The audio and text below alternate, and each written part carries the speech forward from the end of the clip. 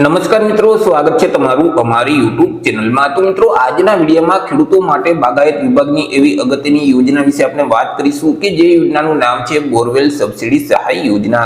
આ યોજના અંતર્ગત ખેડૂતોએ વાડીએ બોરવેલ એટલે કે દાર કરાવવું હોય તો સહાય આપવામાં આવે છે।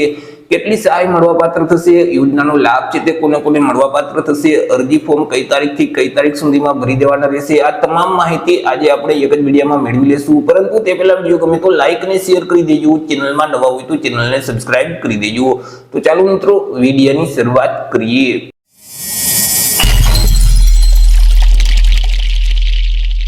જો મિત્રો, આ યોજનામાં તમારે ઘર બેઠા જ ઓનલાઈન અરજી ફોર્મ ભરવું હોય તો અમારો જે વોટ્સએપ નંબર છે 6352228352, આ નંબર પર તમે વોટ્સએપ પર મેસેજ કરશો કે અમારે બોરવેલ સબસિડીમાં ઓનલાઈન અરજી ફોર્મ ભરવું છે તો તમને નજીવી ફી સાથે ઘર બેઠા જ ઓનલાઈન અરજી કરી દેવામાં આવશે।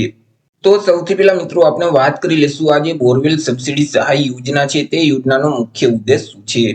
તો કે મિત્રો, ખેડૂતોના ખેતરમાં જે ઉભો પાક છે તે પાકને પિયત માટે ખેડૂતોએ ખેતરમાં બોર કરવાની જરૂરિયાત પડતી હોય છે।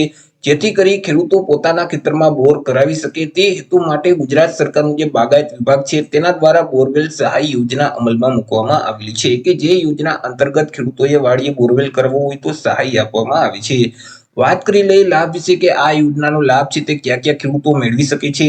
તો કે આ યોજનાનો લાભ છે તે મૂળ ગુજરાત રાજ્યના એવા ખેડૂતો કે જે ખેડૂતો ઓઇલ પામનું વાવેતર કરે છે તો તે તમામ ખેડૂતો આ યોજનાનો લાભ છે તે મેળવી શકશે। પછી તે કોઈ પણ વર્ગના હોય, SC category, ST category, OBC, EWS કે સામાન્ય એટલે કે જનરલ, પરંતુ તે ખેડૂત જો ઓઇલ પામનું વાવેતર કરતા હશે તો તે ખેડૂતો આ યોજનાનો લાભ મેળવી શકશે।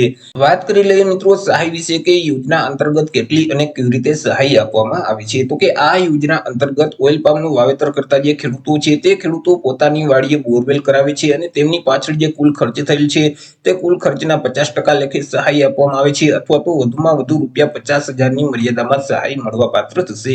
બે રકમમાંથી જે રકમ ઓછી હશે એટલી ખેડૂતોને સહાય છે તે આપવામાં આવશે અને સહાયની સીધી જ રકમ છે તે ડીબીટીના માધ્યમથી બેંક ખાતામાં જમા કરાવી દેવામાં આવશે। મિત્રો, આ યોજના છે તેનો લાભ આજીવનમાં એક જ વખત મેળવી શકાય છે। એક વખત યોજનાનો લાભ લઈ લીધા પછી ફરીથી ક્યારેય આ યોજનાનો લાભ મેળવી શકાતો નથી। અરજી વિશે વાત કરીએ કે અરજી કઈ જગ્યાએ કરવાની હોય છે। તો કે આ યોજનાનો લાભ મેળવવા માટે ખેડૂતોએ ઓનલાઈન અરજી ફોર્મ ભરવાનું હોય છે। ઓનલાઈન અરજી ફોર્મ જે નવું આઈ ખેડૂતનું પોર્ટલ છે તે પોર્ટલ ઉપર જઈ અને ઓનલાઈન અરજી કરવાની રહેશે। એટલે કે iKhedoot.gujarat.gov.in નામની જે વેબસાઇટ છે તે વેબસાઇટ ઉપર જઈ ખેડૂતોએ ઓનલાઈન અરજી કરવાની રહેશે। વર્ષ 2025 માટે ઓનલાઈન અરજી ફોર્મ શરૂ કરી દેવામાં આવેલા છે। અરજી ફોર્મ છે તે આજથી એટલે કે 24/4/2025 થી શરૂ કરવામાં આવેલા છે। 24/4/2025 થી લઈ અને 31/5/2025 સુધીમાં ખેડૂતોએ ઓનલાઈન અરજી કરવાની રહેશે। મિત્રો, ઓનલાઈન અરજી ફોર્મ ભર્યા પછી તેની પ્રિન્ટ કાઢી લેવાની રહેશે। તેની પ્રિન્ટમાં ખેડૂતોએ પોતાની સહી અથવા તો અંગૂઠાનું નિશાન કરી અને તમારા જિલ્લામાં અથવા તો તાલુકામાં આવેલ જે બાગાયત વિભાગની કચેરી છે તે કચેરી ખાતે અરજી ફોર્મ જમા કરાવવાનું રહેશે। જ્યારે તમે અરજી ફોર્મ જમા કરાવવા જાવ ત્યારે અરજી ફોર્મની સાથે ક્યાં ક્યાં ડોક્યુમેન્ટ જોડવાના રહેશે તેના વિશે વાત કરીએ તો કે ખેડૂતો છે તે એસસી અથવા તો એસટી કેટેગરીમાં આવતા હોય ત્યારે જાતિના દાખલાની નકલ સાથે જોડવાની રહેશે।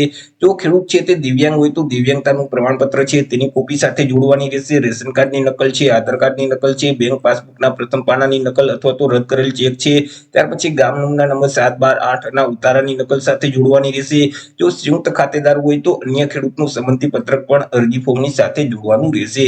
આટલા ડોક્યુમેન્ટ એટેચ કરી અને તમારા જિલ્લામાં અથવા તો તાલુકામાં જે બાગાયત વિભાગની કચેરી આવેલી છે તે કચેરી ખાતે અરજી ફોર્મ ભર્યાથી લઈ અને 7 દિવસની અંદર તમારે ફોર્મ જમા કરાવવાનું રહેશે। તો આવી રીતે મિત્રો, જે ખેડૂતો ઓઇલ પામનું વાવેતર કરે છે તો તેમના માટે બાગાયત વિભાગની અગત્યની યોજના કહી શકાય બોરવેલ સબસિડી સહાય યોજના કે જે યોજના અંતર્ગત ખેડૂતોને બોરવેલ કરવા માટે ₹50,000 સુધીની સહાય આપવામાં આવે છે। તો આશા રાખું છું વિડીયો પસંદ પડ્યો હશે। વિડીયો પસંદ પડ્યો હોય તો લાઈક અને શેર કરી દેજો, ચેનલમાં નવા હોય તો ચેનલને સબસ્ક્રાઇબ કરી દેજો। ફરી મળીશું એક નવા ટોપિક સાથે એક નવા જ વિડીયોમાં। ત્યાં સુધી જય હિન્દ, વંદે માતરમ।